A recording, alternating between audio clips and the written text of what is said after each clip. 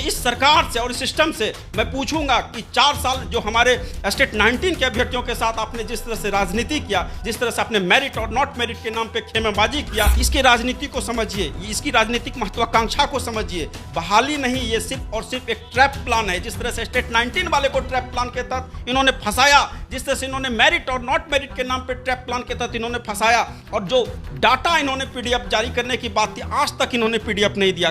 कई सारे ऐसे कोर्ट हैं जो कोर्ट केस में लंबित हैं। फाइनल डिसीजन के फ्लोर पे था, इन्होंने तुगलकी फरमान के तौर पे इसलिए कि ताकि ये कह सके कि हम बेस्ट मॉडल, और 6 महीने में आपको क्या लगता है कि इलेक्शन के मिड पे या बहाली कर देंगे? आपकी राजनीति को हम लोग समझ चुके हैं। स्टेट 19 जब हम लोग का ऑफलाइन एग्जाम हुआ तो 19 में यही विधानसभा के इलेक्शन में इन्होंने बोला था कि हम लगातार सीट खाली पड़ी हुई है, हम जस्ट 6421 जो उत्क्रमित हाई स्कूल बने हुए उसमें हम सबको बहाल करने वाले हैं, +2 में बहाल करने वाले हैं। लेकिन आज तक देखिए नीतीश कुमार जी को भी इस बात पता लग जाएगा कि अभ्यर्थियों के साथ जिस तरह से आपने छला है, शिक्षक अभ्यर्थी हो चाहे कोई भी अभ्यर्थी हो, शिक्षक साथियों के साथ इन्होंने जो धोखा दिया है, इनको इस बार करारा जवाब मिलेगा। इनको मैं बता दूं, इनका स्टैंड आउट कुछ नहीं है, और इस सरकार को कहीं ना कहीं 24 में खदेड़ने का काम कीजिएगा, 25 में भी खदेड़ने का काम कीजिए, क्योंकि जिस तरह से इन्होंने हम लोग को ट्रैप प्लान के तहत फंसाया, जिस तरह से हम लोग के साथ पीठ में खंजर मारा है, जिस तरह से खून के आंसू, एक एक चीज का हिसाब लेने का समय आ रहा है साथियों, इसलिए हिसाब लीजिएगा। उस समय बोला था कि ये नीतीश कुमार है, इसका कोई स्टैंड आउट नहीं है। और अभी भी मैं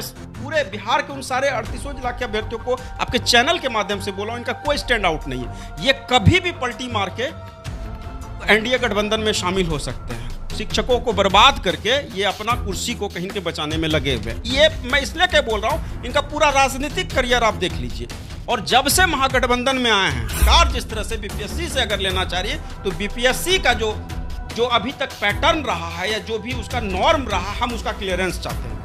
ये सिर्फ हवाई वाली बात नहीं, हमको पूरा क्लियरेंस चाहिए और एक लिखित क्लियरेंस चाहिए। ये नहीं कि सिर्फ आज हम बोल दिया और कल के डेट में हम सत्ता में परिवर्तन होके विपक्ष में बैठ गए तो वहां मेरी जवाबदेही खत्म। क्योंकि यही शिक्षा मंत्री इन्हीं के थे, विजय कुमार चौधरी जी। मैं पूछना चाहता हूं, विजय कुमार चौधरी जी के मुंह पे सांप सूंघ गया था क्या? जब इनसे सवाल किया जा रहा था सदन के पटल पे, वित्त विभाग इनके पास है, पिछले टाइम में शिक्षा मंत्री रहे, तो वहां पे इन लोगों को सांप सूंघ गया था क्या हमेशा नियमावली ला रहे हैं? मैं आपको बता देता हूं कि हम पीछे हटने वाले में से नहीं है।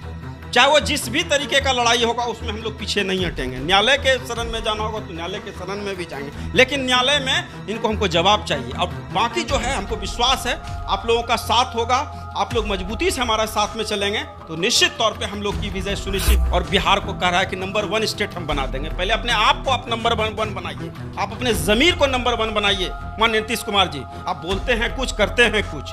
आपने सब दिन आपने तुगलकी फरमान शिक्षक अभ्यर्थियों के माथे पे बजाड़ दिया, और वो भी ऐसे टाइम पे बजाड़ा है जो महागठबंधन को पूरा का पूरा नुकसान होगा। और ये नीतीश कुमार का स्टैंड आउट है। हम तो बर्बाद होंगे ही, सामने वाले को भी बर्बाद कर देंगे। और आपको पता होगा, यही तेजस्वी यादव जी बोलते थे कि ये पलटू चाचा है, पलटी मार राजनीति इनका स्टैंड आउट रहा है। और आज मैं बता रहा हूं, पूरे बिहार के अभ्यर्थियों के साथ इन्होंने पलटी मार राजनीति किया है। वो ऐसा मंत्री, चाहे विपक्ष के हो सत्ता पक्ष को, विपक्ष ऑलरेडी बैकफुट पे, उसके बारे में तो हम कुछ बोल नहीं सकते। सत्ता पक्ष में जब ऑलरेडी बैठे हुए लोग हैं, वो लोग के मुंह में चुप्पे। और जितने भी आईएएस हैं, ये सब इनके चाटुकार हैं। कोई भी आईएएस को पावर नहीं है कि इनके खिलाफ में एक शब्द बोल दे। धोखा दिया गया, जिस तरह से पीठ में इन्होंने खंजर मारा, मैं पूछना, और खून के आंसू इन्होंने रुलाया। आपको पता होगा कि आप कवर कर रहे थे जब सचिवालय हम लोग घेराव कर रहे थे, मैं हॉस्पिटलाइज हुआ, उसका एक एक हिसाब का बदला कौन देगा? मैं इसलिए कि मैं पूछना चाहता हूं ये नीतीश कुमार जी से, किस जन्म का आपने बदला लिया? पूरे बिहार के उन शिक्षक अभ्यर्थियों से किस चीज का बदला लिया? यही कि हम बिहार के दिशा एवं दशा को निर्धारित करने वाले थे। नेताओं के संज्ञान में जहां तक बात है, सारे नेताओं से हम लोगों ने भी मिला, अभी भी हमारे बहुत सारे साथी लगातार अभी मिल रहे हैं। अब बचता है कहां पे? एक जगह बचता है, वो है न्यायपालिका। तो न्यायपालिका के शरण में भी जो अभ्यर्थी इसका विरोध करते हैं, मैं पूछना चाहता हूं कि न्यायपालिका हम नहीं जाएंगे तो कहां जाएंगे, किसके पास जाएंगे?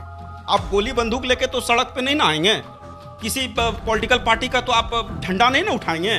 और हम लोग हैं शिक्षक अभ्यर्थी, हमको तो नेता बनना नहीं है, हमको कहीं ना कहीं अपनी नौकरी सुनिश्चित करना है। नमस्कार, आप देख रहे हैं द बिहार टॉप और मैं हूं आपके साथ शुभम कुमार झा। दोस्तों, बिहार कैबिनेट ने नई शिक्षक नियमावली के लिए मंजूरी दे दी। साथ ही साथ इस नियमावली के लिए अब लगातार विरोध प्रदर्शन जारी है। जो शिक्षक अभ्यर्थी हैं वह लगातार विरोध कर रहे हैं, लगातार चिंतित हो रहे हैं, चिंता जता रहे हैं कि अब मेरे साथ क्या होगा। हम लोगों ने तो परीक्षाएं भी पास की पर हमारी नौकरी नहीं हुई। मेरे साथ बंटी जी हैं, स्टेट क्वालिफाई हैं 2019 में और लगातार अपनी आवाज़ बुलंद करते हैं, शिक्षकों के लिए आवाज़ उठाते हैं और सरकार के नाकामियों को गिनवाते हैं। बंटी जी, स्टेट क्वालिफाई आप लोग 2019 में करते हैं और फिर अभी तक बेरोजगार, अभी तक भर्ती नहीं हुई, बहाली नहीं निकली और फिर नई शिक्षक नियमावली बीपीएससी के थ्रू एग्जाम होगा, क्या कहेंगे?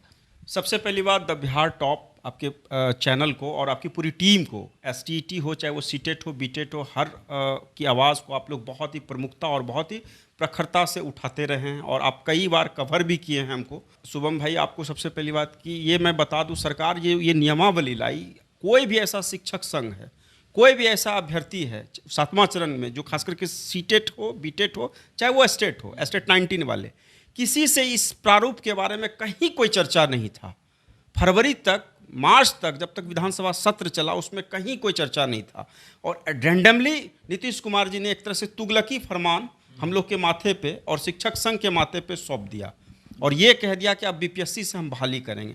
बीपीएससी आपको पता है कि वो आयोग है जो हर तरीके से देखा जाए कि जब बीपीएससी जो बड़े लेवल के एग्ज़ाम लेती है, जिसमें वीडियो सीओ का जो होता है, उसमें आप समझ लीजिए कि उसका क्वेश्चन ये लोग लीक कर देते हैं और वो, मैं इसलिए क्या बोल रहा हूँ कि ये सारे अभ्यर्थियों को इस चीज़ को समझना होगा और सरकार ने जिस तरह से षड्यंत्र किया उसको भी समझना होगा, क्योंकि सरकार की मंशा एकदम क्लियर नहीं है। इसलिए क्या मैं ये बात बोल रहा हूँ, सरकार जिस तरह से अपने वादा के विपरीत जाके, आप देखिएगा पेपर में आए दिन आ रहा है कि पहले आता था 3 लाख, फिर बोले 2.25 लाख, फिर बोल रहे हैं 1.5 लाख, फिर पता चल रहा है कि 1 लाख, फिर पता चल रहा है कि प्राथमिक में तो बहाली है, उच्च प्राथमिक में बहाली ही नहीं है। माध्यमिक का तो एकदम सीमित कर दिया, 33,000 कुछ समथिंग दे रहे हैं और +2 में भी स्थिति है, उसमें ऑलरेडी लड़के ही नहीं हैं तो उसमें लार्ज पैमाने पे 55,000 के लमसम में अप्रॉक्स बता रहे हैं। तो आखिर मैं पूछना चाहता हूँ कि सरकार का क्या स्टैंड आउट है। और सबसे बड़ी बात मैं आपको बोला करता था, आपको याद होगा कि गांधी मैदान के सामने मैंने इंटरव्यू दिया था, आप उस समय किसी और चैनल में थे लेकिन आप कवर किए हुए थे, तो उस समय बोला था कि ये नीतीश कुमार है, इसका कोई स्टैंड आउट नहीं है। और अभी भी मैं पूरे बिहार के उन सारे 38 जिला के अभ्यर्थियों को आपके चैनल के माध्यम से बोला हूं, इनका कोई स्टैंड आउट नहीं है। ये कभी भी पलटी मार के एनडीए गठबंधन में शामिल हो सकते हैं। शिक्षकों को बर्बाद करके ये अपना कुर्सी को कहीं के बचाने में लगे हुए हैं। ये मैं इसलिए क्या बोल रहा हूं, इनका पूरा राजनीतिक करियर आप देख लीजिए। और जब से महागठबंधन में आए हैं, 9 महीने होने को चला, मैं पूछता हूं कि तेजस्वी यादव जी जो बोले थे कि हम 10 लाख अपने कलम से देंगे नौकरी, मैं पूछना चाहता हूं कोई भी ऐसा बहाली, चाहे वो बिहार एसएससी हो या शिक्षक बहाली हो या दरोगा का हो या बिहार पुलिस का हो या अमीन का हो या कोई XYZ का हो, कोई भी ऐसा बहाली का नोटिफिकेशन आया? क्यों नहीं आया? क्या इसके पीछे से रीजंस? और मैं नीतीश कुमार जी से मैं बोल रहा हूँ, जो नीतीश कुमार जदयू का कभी झंडा जिनके तले नीचे में जो इनके सीनियर प्रायोरिटी पर्सन थे, चाहे वो जॉर्ज फर्नांडिस हों, चाहे वो हमारे शरद यादव जी हों, अभी रिसेंट उदाहरण आप देखिए RCP सिंह, उपेंद्र कुशवाहा, जबकि अपनी रालोसपा पार्टी को ड्रॉप करके इनके साथ आए थे, इन्होंने किसी को छोड़ा है? और जो अभी संदीप सौरभ का आए दिन बयान आता है, संदीप सौरभ जी का बयान आप सुनिएगा कि वो बोलते हैं कि हमसे भी पूछा नहीं गया। कांग्रेस से मैं खुद मिला हूं, विधायक दल के नेता भागलपुर जिले से ही वो आते हैं विधानसभा क्षेत्र से, उनसे भी मैं मिला, उन्होंने भी बोला कि हमसे कोई चर्चा परिचर्चा नहीं हुआ। मुजफ्फरपुर के एक विधायक तो उन्होंने लिख के भी दिया राहुल गांधी को, और ये जाते हैं कहाँ पे? राहुल गांधी से मिलने, प्रधानमंत्री के कैडर के तौर पे ये कहाँ जाते हैं? यूपी जाते हैं, किनसे मिलते हैं? अखिलेश यादव से। ये जाते हैं पश्चिम बंगाल। भाई वो लोग के साथ जो आप जाते हैं, कभी आपने बिहार के उन छात्राओं से मिला? आपने कभी जवाब तलब किया? कभी इस बात को चर्चा में लाया? आपने तुगलकी फरमान शिक्षक अभ्यर्थियों के माथे पे बजाड़ दिया, और वो भी ऐसे टाइम पे बजाड़ा है जो महागठबंधन को पूरा का पूरा नुकसान होगा। और ये नीतीश कुमार का स्टैंड आउट है, हम तो बर्बाद होंगे ही, सामने वाले को भी बर्बाद कर देंगे। और आपको पता होगा, यही तेजस्वी यादव जी बोलते थे कि ये पलटू चाचा हैं, पलटी मार राजनीति इनका स्टैंड आउट रहा है। और आज मैं बता रहा हूं, पूरे बिहार के अभ्यर्थियों के साथ इन्होंने पलटी मार राजनीति किया है। इसलिए कि मैं बोल रहा हूं, बिहार के उन सारे अभ्यर्थियों को इस बात को समझना होगा, जो हमारे प्राथमिक के और उच्च प्राथमिक के भी अभ्यर्थी थे। आज उनके साथ भी देखिए कितना बड़ा इन्होंने ट्रेजेडी किया। सुपर टेट के नाम पे जो खेल खेला, आज देखिए उनको कहीं के लायक नहीं छोड़ा। अब एक सुप्रीम कोर्ट में एक मामला चल रहा है, डीएलएड वाले की तरफ से वो मामला लंबित है, एकदम लास्ट पोजीशन पे है। कभी भी बीएड वाले को बाहर किया जा सकता है, तो बचेगा क्या? 6 to 8 में सीट कितना? 1745, वो भी किसके लिए? फिजिकल हैंडीकैप्ड वाले के लिए। तो स्पेशल प्रोविजन में आप फिर कहाँ पे रह जाते हैं? आप जो 4 साल से आंदोलन हम लोग के साथ मिलके, आप लोग भी डाक बंगला चौराहा हो, चाहे वो गर्दनी बाग का धरना स्थल हो, चाहे वो हाई कोर्ट हो या गांधी मैदान हो, हर जगह पे आप लोग भी प्रोटेस्ट किए। बिहार के 38 जिला में आपने भी प्रोटेस्ट में अपना बढ़ चढ़ के हिस्सा लिया। आप लोग को कहाँ पे इन्होंने छोड़ा? कहीं पे छोड़ा? तो किस नीतीश कुमार और किस शिक्षा मॉडल की हम बात कर रहे हैं? ये कहते हैं best education model. Best education model किसने लाया? यही नीतीश कुमार जी। जो नियोजन की प्रक्रिया प्रारंभ करने वाले थे, यही नीतीश कुमार जी थे।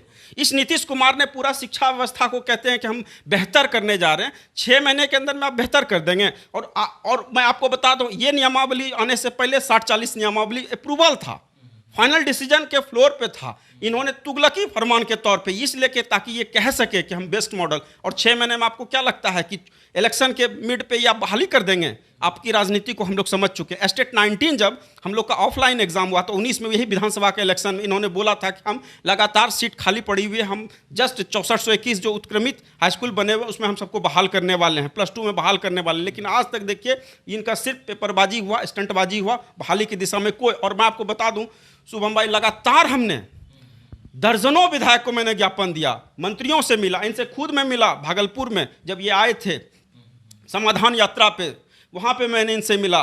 तेजस्वी जी से अगस्त माह में पिछले साल हमने मिला। उसके बाद ये इनके जो वित्त मंत्री थे अभी वर्तमान में, जो शिक्षा मंत्री, उनसे भी हमने मिला। अभी मैं ऐसा कोई शिक्षा मंत्री से ऑलरेडी मैं 3 बार मिला, चंद्रशेखर। तो ऐसा बताइए कोई ऐसा मंत्री, चाहे विपक्ष के हो सत्ता पक्ष के हो, विपक्ष ऑलरेडी बैकफुट पे, उसके बारे में तो हम कुछ बोल नहीं सकते। सत्ता पक्ष में जब ऑलरेडी बैठे हुए लोग हैं, वो लोग के मुंह में चुप्पी। और जितने भी IAS हैं ये सब इनके चाटुकार हैं। कोई भी IAS को पावर नहीं है कि इनके खिलाफ में एक शब्द बोल दे। आज अपर मुख्य सचिव दीपक कुमार की मैं बात कर रहा हूं, क्या अपर मुख्य सचिव को ये चीज़ का नहीं कहना चाहिए था कि आप अभ्यर्थियों के साथ गलत कर रहे हैं? लेकिन उनके पास वो पावर नहीं है। सारा फरमान ये नीतीश कुमार जी लेते हैं। तो नीतीश कुमार जी को भी इस बार पता लग जाएगा कि अभ्यर्थियों के साथ जिस तरह से आपने छला है, शिक्षक अभ्यर्थी हो चाहे कोई भी अभ्यर्थी हो, शिक्षक साथियों के साथ इन्होंने जो धोखा दिया है, इनको इस बार करारा जवाब मिलेगा। इनको मैं बता दूं, इनका स्टैंड आउट कुछ नहीं है। कल के डेट में ये NDA में फिर शामिल होंगे या कहीं जाके पता चलेगा कोई स्टेट का राज्यपाल बन के बैठे पड़े। मैं आपको बता दूं, और हम लोग जो आए हैं पटना में, क्योंकि देखिए मैं मीडिया में बोलता हूं ज़रूर, और जब मैं बोलता हूं तो बहुत ही प्रमुखता और बहुत ही प्रखरता से रखता हूं अपनी बात।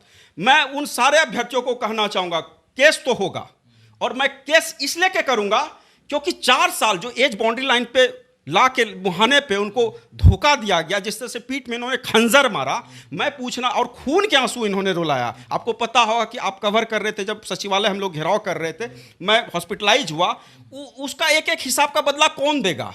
मैं इसलिए कि मैं पूछना चाहता हूं ये नीतीश कुमार जी से, किस जन्म का आपने बदला लिया? पूरे बिहार के उन शिक्षक अभ्यर्थियों से किस चीज़ का बदला लिया? यही कि हम बिहार के दिशा एवं दशा को निर्धारित करने वाले थे। यही शिक्षक अभ्यर्थी कहीं ना कहीं आने वाले टाइम में बिहार को कहीं के स्वर्णिम अक्षरों में लेके जाने वाले थे। इस चीज़ का आपने बदला लिया। तो मैं आपको बता रहा हूँ कोर्ट केस में इसलिए क्योंकि इस नियमावली को हम लोग वैलिडिटी के तौर पर चैलेंज करेंगे। वैलिडिटी स्टेट 19 जो 19 में लिया गया, अभी हम मिल के भी आए हैं और इसके लेके हम दिशा में बढ़ चुके हैं और हम बढ़ेंगे भी। इसलिए क्या बढ़ेंगे क्योंकि हम लोगों के अधिकार और हनन को जिस तरह से इन्होंने पलटी मार के था, जिस तरह से इन्होंने पलटी मार राजनीति के साथ अपना मतलब मकसद को साधने के लिए, सिर्फ राजनीतिक अपनी मतलब कि क्या कहिए कि तृप्त साधना को साधने के लिए, सत्ता का जो सुख है उनको साधने के लिए इन्होंने पूरे अभ्यर्थियों को कहीं ना कहीं एक अग्नि में तपित कर दिया। और इसलिए कि हम लोग इसको कहीं ना कहीं कोर्ट में चैलेंज करेंगे और माननीय उच्च न्यायालय का जो भी आदेश होगा, अभी हम मिल के आए हैं, सीनियर वकील से भी मिल के आए हैं, उन्होंने बोला है कि आप इसको चैलेंज कीजिए। अभी तक कोई अभ्यर्थी इस दिशा में नहीं बढ़ा, लेकिन मैं बढ़ूंगा। इसलिए क्या बढ़ूंगा क्योंकि इसकी क्या गारंटी है? आज मैं उनसे सारे अभ्यर्थियों से पूछना चाहता हूं जो ये लोग कहते हैं कि नियमावली बहुत सही है, इसका कोई गारंटी लेगा कि ये नियमावली के आधार पर ये बहाली करवा देंगे? अगर ये नियमावली के आधार पर ये बहाली करवा देंगे तो मैं कहना चाहता हूं कि इस नीतीश कुमार, यही नीतीश कुमार हैं जो अब तक जितना भी नियमावली बनाया गया उस नियमावली को कहीं ना कहीं इनका ऑलरेडी पुराने जो टीचर थे, आपको पता है कि 75,000 जो शिक्षक इन्होंने बहाल किया उनका फोल्डर गायब है। उनको भी हाई कोर्ट ने फटकार लगाया, 3 महीने के अंदर में बोला अगर नहीं वो क्लियरेंस होता है तो सबको बाहर किया जाएगा। तो किसने किया? यही नीतीश कुमार जी थे। आज नीतीश कुमार जी 7वां चरण के अभ्यर्थियों के साथ सोचते हैं कि हम अपने पाप को धो देंगे और अपना पाप को हम अपने तरीके से क्लियर कर देंगे। मैं आपको बता रहा हूँ, नियोजित टीचर ऑलरेडी जब बहाल थे उनको भी आप इसी में दौड़ा रहे हैं। तो ये लड़ाने की राजनीति नहीं है तो क्या है? चाहे वो प्राथमिक हो, उच्च प्राथमिक हो, उच्च प्राथमिक का तो इन्होंने कहानी ही खत्म कर दिया, और प्राथमिक वाले का भी कहीं ना कहीं जब सुप्रीम कोर्ट में ऑर्डर है डीएलएड केस के अकॉर्डिंग बीएड वाले को वहाँ पे मौका मिलना नहीं, तो फिर वो कहाँ रह जाएंगे।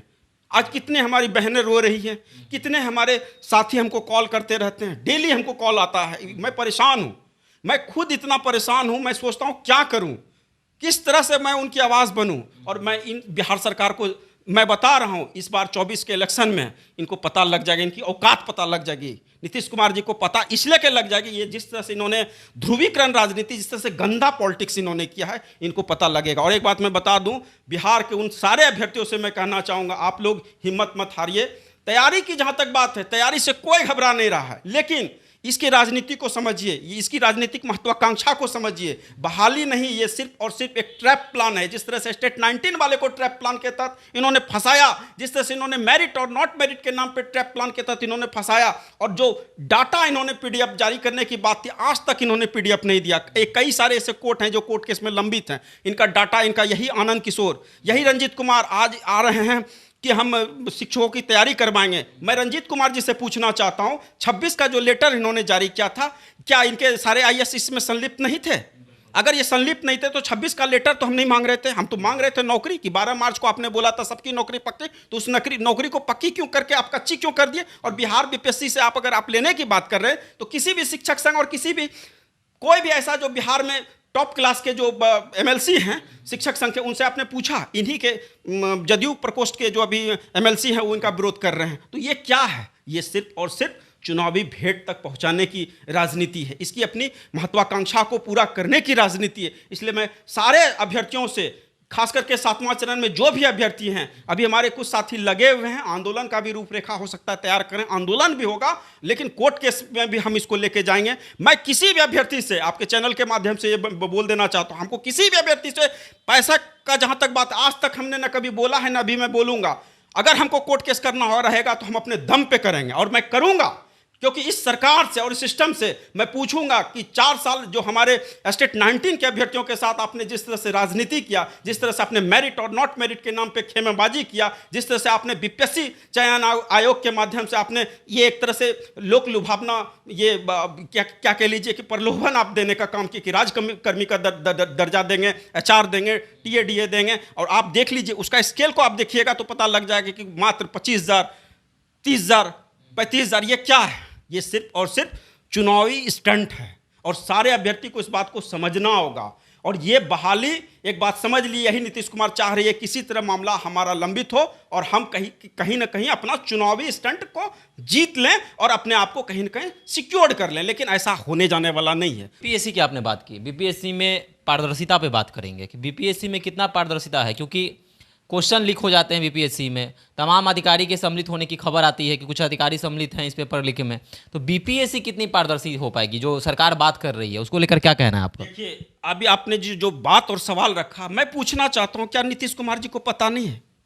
कोई भी एग्जाम होता है बिहार के अंदर में, उसको पता नहीं? उनको सब कुछ पता है, सारा सीएमओ ऑफिस से लीक आउट होता है, सारा सीएमओ ऑफिस से सारा कुछ हैंडल होता है। ये कहते हैं कि हमको कुछ पता नहीं है, अनजान बने हुए रहते हैं, एकदम मुस्कुराते रहते हैं। यही रंजीत कुमार थे, इनके आप सुने भी होंगे कि जब ये कोचिंग चला रहे थे तो वहाँ से ये सारा हैंडल हुआ। आज रंजीत कुमार क्यों चला गया गुजरात कैडर, मैं पूछना चाहता हूँ। और ये बना हुआ है मसीहा 7वां चरण अभ्यर्थियों का, बीपीएससी का आए दिन देख रहे हैं कि वो दे रहे हैं कि हम ये सिलेबस होगा, वो सिलेबस होगा। अरे भाई साहब, सबसे पहली बात, आप जिस पद पे हैं उस पद को तो आप काम कर लीजिए, और जिस सिलेबस को आप जारी कर रहे हैं, कभी आप नीतीश कुमार जी से पूछे कि 7वां चरण में जो स्टेट अभ्यर्थी हैं उनके साथ जो धोखा हुआ, आप कभी ये चीज़ पूछे कि 1745 सीट क्यों आ रहा है? आपने तो अपना दुकान चलाने के लिए आपने कहीं ना कहीं एक तरह से शिक्षा माफियाओं के साथ, मैं खुले तौर पे कहूँगा, कहीं ना कहीं शिक्षा माफियाओं के साथ आपका सांठगांठ है, और आप ये एक ट्रैप प्लान कर रहे हैं बिहार सरकार के साथ मिलके। आप गुजरात कैडर में हैं तो गुजरात कैडर को आप देखिए ना, आप हमको बता दीजिए 94,000 जो बहाली आई, तो उस बहाली में कितने लोगों का हुआ? उस समय तो ऐसा कुछ नहीं आप प्रावधान लाए हुए थे। यही हाई स्कूल +2 का जो 32,000 समथिंग पे सीट पे लड़ा गया, उसमें कितने लोगों का हुआ? उसके साथ तो आपको जो करना था किया। और ये जो 7वां चरण, ये तो फ्रेश बहाली थी, इसमें तो कहीं कोई दिक्कत नहीं था, आपने इस मामला को उलझा दिया। और यही उलझाना था तो 4 साल हमारा जो गोल्डन पीरियड मेरे सारे अभ्यर्थियों का, मेरे बहुत सारे ऐसे शिक्षक अभ्यर्थी थे, वो चाहे वो हमारे जूनियर में जो भी हमारे प्राथमिक उच्च प्राथमिक के हमारे छोटे भाई बहन थे, उनके साथ आपने जो धोखा दिया वो क्या था? उसका आपने बदला लिया। इसलिए बदला लिया क्योंकि डाक बंगला चौराहे को उन्होंने जाम किया। वो इसलिए कि आपने बदला लिया क्योंकि गर्दनी बाग में आपके खिलाफ, आपके सरकार के खिलाफ में आवाज़ उठाए, तो इसलिए आपने बोला कि बीपीएससी से आप बहाल कर दो। कल के डेट में इसकी क्या गारंटी है? मैं पूछना चाहता हूं बिहार के उन सारे अभ्यर्थियों से, ये सरकार से पूछिए, इसकी क्या गारंटी है कि आज बीपीएससी से कह रही है कि हम आपका एग्जाम लेंगे, एक एग्जाम लेंगे, कल के डेट में ये कहेंगे हम मेंस लेंगे, कल के डेट में फिर ये कहेंगे इंटरव्यू हम लेंगे, और फिर यही सरकार फिर पलटी मार के कहेगी, उस समय हम क्या करेंगे? ये फिर एक नया प्रक्रिया है। अभी इस बात को चर्चा हम कर रहे हैं। हमारे सीनियर जो भी लॉयर हैं, जो हाईकोर्ट में एकदम अच्छे पद पे हैं या अच्छे जगह पे हैं, मैं उनसे पूछा कि सरकार का बता दीजिए इसका स्टैंड आउट है, ये कल के डेट में फिर पलट जाएगी वहाँ से, और पलटेगी। और मैं आपके चैनल के माध्यम से मैं बता दूँ, 34,500 जो ऑलरेडी बहाली आई थी सुप्रीम कोर्ट के ऑर्डर के दिशा में, वहाँ हमारे एक सिस्टर जॉब में है, अभी भी है, हमारे फैमिली में है, उनकी 6 साल नौकरी अभी बची हुई है। एक हमारे बिहार बीपीएससी में आया हुआ था, पिछला एसएससी का जो बहाली हुआ था, उसमें भी सारे जोन का रिजल्ट हो गया था, पटना जोन का रिजल्ट रुके हुए, वैसा होगा तो हम आपको भेज देंगे पीडीएफ। सारे जोन का रिजल्ट हो गया था, पटना जोन का रिजल्ट रुके हुए था। वो लोग 15 लोग केस फाइल किए हाईकोर्ट में, उसके बाद 2003 में केस फाइल होता है, जाके 2007 में क्लियर होता है, 4 साल के बाद जजमेंट आता है। आज सब लोग आज जॉब में हैं, मेरे भाई ऑलरेडी जॉब में चले गए। तो मैं कैसे मानूं कि माननीय उच्च न्यायालय का आदेश खिलाफ है? माननीय उच्च न्यायालय हमारे साथ इंसाफ नहीं करती। एक हमारे बड़े भाई साहब, इसके एक भाई साहब और भी थे, वो मध्य ग्रामीण बैंक में थे, उनका भी मामला वैसा ही था, उनका पेंशन रुका पड़ा हुआ था, पेंशन नहीं था, मात्र 3600 रुपया मिल रहा था। उनकी पूरी टीम ने सुप्रीम कोर्ट तक गया, उनका भी, उनको 18 में 19 में उनका भी क्लियरेंस हुआ, वो भी ऑलरेडी 42,000 से ऊपर उठा रहे हैं सैलरी। तो हम एक बात बताइए, सड़क तक तो हम आंदोलन किए, मीडिया के माध्यम से जितना हुआ हमारे शिक्षक भाइयों बहनों ने आवाज़ उठाया, आपको पता है, हर तरीके से आवाज़ बुलंद किया। नेताओं के संज्ञान में जहाँ तक बात है, सारे नेताओं से हम लोगों ने भी मिला, अभी भी हमारे बहुत सारे साथी लगातार अभी मिल रहे हैं। अब बचता है कहाँ पे? एक जगह बचता है, वो है न्यायपालिका। तो न्यायपालिका के शरण में भी जो अभ्यर्थी इसका विरोध करते हैं, मैं पूछना चाहता हूँ कि न्यायपालिका हम नहीं जाएंगे तो कहाँ जाएंगे, किसके पास जाएंगे? आप गोली बंदूक लेके तो सड़क पे नहीं ना आएंगे, किसी पॉलिटिकल पार्टी का तो आप झंडा नहीं ना उठाएंगे। और हम लोग हैं शिक्षक अभ्यर्थी, हमको तो नेता बनना नहीं है, हमको कहीं ना कहीं अपनी नौकरी सुनिश्चित करना है। तो नेता भी बनाने का काम कर रहे हैं तो कौन? यही नीतीश कुमार जी कर रहे हैं। इस बात को समझना होगा, और इस बात को बहुत ही तार्किक ढंग से समझना होगा। ये इस चीज़ को समझिए, कोई भी बहाली आज के डेट में, जब से इसकी सरकार बनी है, आप इस बात को देखिए, कोई भी बहाली अभी तक क्लियरेंस नहीं है। चाहे वो बिहार एसएससी का मामला हो, दरोगा हो, बिहार पुलिस हो, या कोई भी XYZ हो, शायद शिक्षक का हो। इस बात को समझ ली, ये इनकी लड़ाई है फूट डालो शासन करो वाली। ये अंग्रेज हैं, ये कहीं ना नीतीश कुमार जी को मैं खुली तौर पे बोल रहा हूँ कि ये अंग्रेज हैं। ये जो फरमान जारी कर दिए तो कर दिए, 1 सप्ताह के अंदर में आनन फानन में ये फरमान ये लाए हैं। अपने टीम को बुला के 60-40 अप्रूवल था, 60-40 आने वाला था, 60-40 में हमको कहीं कोई दिक्कत नहीं था, लेकिन इन्होंने तुगलकी फरमान थोप दिया अभ्यर्थियों को, थोप दिया नियोजित शिक्षक को। यह कह रहे हैं 3 अटेम्प्ट आप किस बिहाफ पे ला रहे हैं? 3 अटेम्प्ट अगर आप ला रहे हैं तो आप जब सरकार बनाते हैं तो आपका तो खुद गाइडलाइन नहीं होता है। कभी आप एनडीए में 2 साल, फिर पता चल रहा है कि फिर 2 साल नहीं 3 साल फिर महागठबंधन में, यहाँ से भी पता चलेगा कुछ अनबन हुआ, खटक के फिर उस डाल पे बैठ गए। तो आप क्या हैं? आप तो खुद पलटी मार राजनीति के हिस्सेदार रहे हैं, और कल के डेट में यही तेजस्वी यादव जी को बर्बाद करके कहीं ना कहीं पता चलेगा सत्ता का सुख भोग रहे हैं। और उम्र के इस स्टेज में सारे अभ्यर्थियों जो जिसका एज बाउंड्री लाइन पे है, मैं आज पूछना चाहता हूँ, 10 साल एज रिलैक्सेशन दिया गया स्टेट 19 में, जिनको कोर्ट के आदेश के बाद 10 साल का एज रिलैक्सेशन दिया गया, वो अभ्यर्थी इसका एज अब लास्ट स्टेज पे आ गया है, वो क्या करेंगे? सीटेट में भी ऐसे बहुत सारे हमारे सीनियर साथी हैं, वो क्या करेंगे? वो न्यायालय में नहीं जाएंगे तो कहाँ जाएंगे?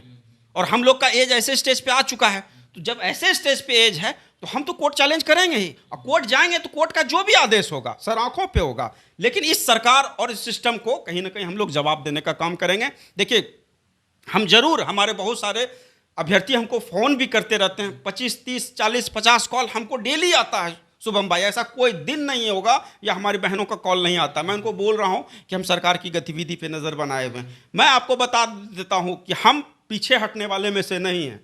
चाहे वो जिस भी तरीके का लड़ाई होगा उसमें हम लोग पीछे नहीं हटेंगे। न्यायालय के शरण में जाना होगा तो न्यायालय के शरण में भी जाएंगे, लेकिन न्यायालय में इनको हमको जवाब चाहिए। और बाकी जो है हमको विश्वास है आप लोगों का साथ होगा, आप लोग मजबूती से हमारा साथ में चलेंगे तो निश्चित तौर पे हम लोग की विजय सुनिश्चित है। और इस सरकार को कहीं ना कहीं 24 में खदेड़ने का काम कीजिएगा, 25 में भी खदेड़ने का काम कीजिए, क्योंकि जिस तरह से इन्होंने हम लोग को ट्रैप प्लान के तहत फंसाया, जिस तरह से हम लोग के साथ पीठ में खंजर मारा है, जिस तरह से खून के आंसू, एक एक चीज का हिसाब लेने का समय आ रहा है साथियों, इसलिए हिसाब लीजिएगा। जी, हम लोग तो देखते आए हुए हैं कि आप लगातार अपने अभ्यर्थियों के लिए आवाज़ उठाते हुए हैं, चाहे वो डकमंगला चौराहा हो या फिर कहीं भी हो। आप लोग के अगर जो भी अभ्यर्थी देख रहे हैं, खासकर जो आपको फ़ोन कॉल्स भी आते हैं कि हाँ कब होगा क्या होगा, तो न्यायालय में जाके अगर न्यायालय जो भी फैसला सुनाती है उसके पक्ष में आप लोग रहेंगे या फिर विपक्ष में जाएंगे या फिर और आगे बढ़ेंगे? देखिए, अभी तक का जो अपडेट है, वैलिडिटी चैलेंज होता है एक, जो अभी तक मैंने बूझा और समझा। हमको बहुत सारे साथियों ने बोला कि बोलिए सर कुछ योगदान ये वो। हम इन सारी चीज़ों में विश्वास नहीं करते हैं, ना हम इन सारी चीज़ों में हैं। मैं आपको स्पष्ट बता देता हूँ, मुझे लड़ाई लड़ना होगा कोर्ट के माध्यम, क्योंकि न्यायालय है। न्यायालय में जब हमको अधिकार यहाँ से नहीं मिला तो हम न्यायालय की ओर बढ़ेंगे ही बढ़ेंगे। और न्यायालय में हर एक किसी का अधिकार है। वो आप ये कह रहे हैं कि सरकार कहीं ना कहीं देने वाली है, नौकरी होने वाली है, तो आप लोग कोर्ट केस में क्यों जा रहे हैं? कोर्ट केस में हम इसलिए जा रहे हैं कि ये सरकार से मैं पूछना चाहता हूं कि 4 साल जिस तरह से हम लोग के साथ धोखा दिया गया उसका हिसाब कौन देगा? यही सरकार देगी ना। तो अगर हम न्यायालय की ओर बढ़ रहे हैं तो न्यायालय में भी हम इस चीज़ को कहीं ना कहीं वैलिडिटी चैलेंज, इसलिए कि मैं बोल रहा हूँ एस्टेट 19 हो चाहे वो सीटेड बिटेड हो, एक प्रावधान हम उस तक खोजने की भी, सीट को रिकैलकुलेशन की बात हो रही है। 1745 सीट आखिर क्यों है भाई? जो हमारे सीटेड बिटेड साथी हूँ मैं उनसे भी पूछ रहा हूँ कि भाई आखिर ऐसा क्यों है भाई? वो लोग भी कहीं ना कहीं इस चीज़ को हो सकता है रिफाइल करें। और ये सिंगल बेंच में केस नहीं होगा, ये जब भी होगा डबल बेंच में होगा। और फैसला हो सकता है कि तुरंत आ जाए, ऐसा नहीं कि 2-4 हेयरिंग जाएगा तब, ऐसा नहीं होगा। चाहे आर या पार, 50-50 का गेम प्लान है। हो सकता है कि 100% हमारे फेवर में आ जाए, हो सकता है कि सरकार को फेवर करते हुए सरकार इस चीज़ पे अप्रूवल कर दे, कहना मुश्किल है। लेकिन इस चीज़ को हम लोग क्लियर करने की दिशा में, और सरकार जिस तरह से बीपीएससी से अगर लेना चाह रही है तो बीपीएससी का जो अभी तक पैटर्न रहा है या जो भी उसका नॉर्म रहा, हम उसका क्लियरेंस चाहते हैं। ये सिर्फ हवाई वाली बात नहीं, हमको पूरा क्लियरेंस चाहिए और एक लिखित क्लियरेंस चाहिए। ये नहीं कि सिर्फ आज हम बोल दिया और कल के डेट में हम सत्ता में परिवर्तन होकर विपक्ष में बैठ गए तो वहाँ मेरी जवाबदेही खत्म। क्योंकि यही शिक्षा मंत्री इन्हीं के थे, विजय कुमार चौधरी जी।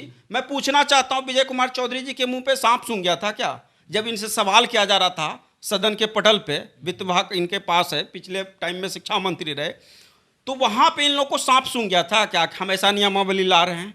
सदन जब 1 महीना 4 दिन चला तो वहां पे तो ये बात रख सकते थे, क्यों नहीं रखे आप?